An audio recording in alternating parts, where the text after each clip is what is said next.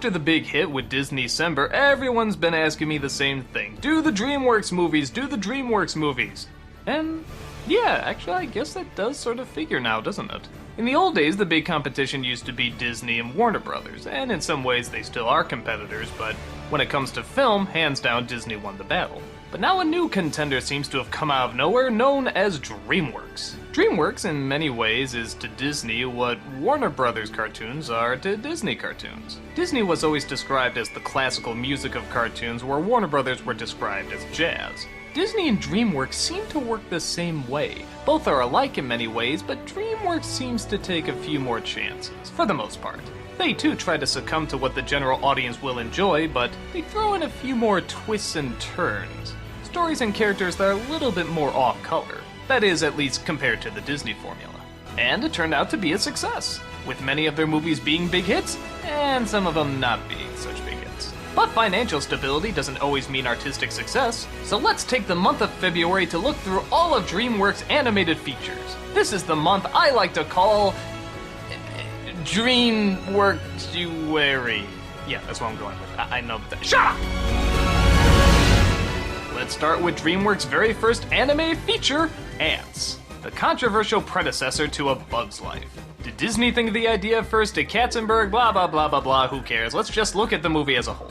The film stars an ant named Z, played by Woody Allen. He's, big surprise, a neurotic, living in a colony of ants where it's very easy to lose your identity. He has friends here and there, but for the most part he finds it hard to fit in. That is, until he accidentally comes across the Queen's daughter, played by Sharon Stone. Which is weird because, yeah, they're all technically her children, but I guess somehow they singled her out as princess because she's being trained to carry the children. I don't know how it works, but they have a romance and seem to hit it off.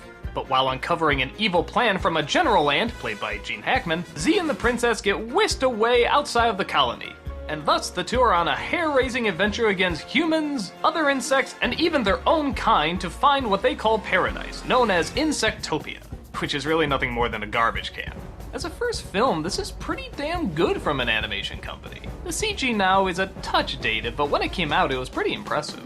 I find it interesting that I actually don't have a hard time telling the ants apart. They're not drawn like typical cartoon characters with big eyes or big expressions, but somehow I actually do know which ones are which. Part of that comes from the incredibly distinct voices that they have. Yeah, this movie really crams the celebrities in there. I mean, there's a ton. But to its credit, they all sort of fit. Woody Allen as the neurotic, that's a no-brainer. Gene Hackman as the bad guy, that works obviously. Stallone as a soldier obviously fits well. Jennifer Lopez as one of the tough miners, that works too. Danny Glover as a supportive comrade. Dan Aykroyd as a snobby sophisticate. These actually really do fall together. That is all except for one. What the hell is Christopher Walken doing in this movie?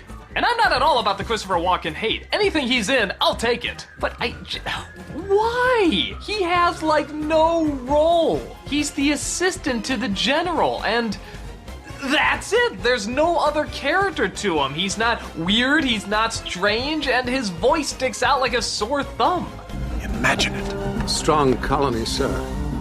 Colony we can be proud of. I just remember snickering the whole time because every time he opened his mouth, I'd be like, oh, that's Christopher Walken, and he sounds funny. I wish he was given funny stuff to do. But while we're on the subject, the film is pretty funny. I mean, okay, not knee-slapping funny, but it certainly does great in creating these grand environments, made out of everyday small things. Their view of the world and the way they actually act as a colony is pretty entertaining. Literally, at birth, they decide whether or not they're gonna be a worker or a soldier. And of course, there's a lot of obvious commentary in either following the pack or being an individual, and where you draw the line. Which is why I think the film really does work better for maybe a younger audience. I remember when I saw this, I was a junior in high school. I was going through my rebellious artist phase, and this is just the movie I wanted to see. Not realizing that a bajillion movies more that year and the following years were going to come with a very similar message. It's not a bad message, it's just kind of been hammered to death in other films, and yeah, this one kind of hammers it to death too.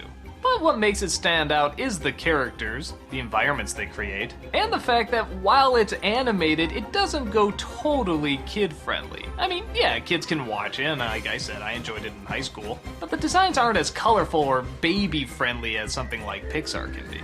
Neither is the story or the content for that matter, and I think that gives it a little bit more of an edge. Even the bad guy's diabolical plan at first I thought was kind of cliched. What, he just wants to wipe out the weak, start all over, and have a survival of the fittest type thing? But when you really look at the way they set up this colony and the way things work, yeah, actually you can see how a character like that would be formed. I even give credit to the fact that the bugs are not all the same size like in A Bug's Life. Everything is actually to scale. The termites are much bigger, mantises are much bigger, bees are much bigger. It's like, yeah, bugs aren't all the same size, and that makes for a much more entertaining and threatening world to go through. So I really like the film. Does it have flaws? Sure. Is the message a little passé? A touch. But I think it still stands out as being a very unique tongue-in-cheek adventure. And audiences at the time seem to like it too. But this would turn out to be only the first big hit in DreamWorks' lineup.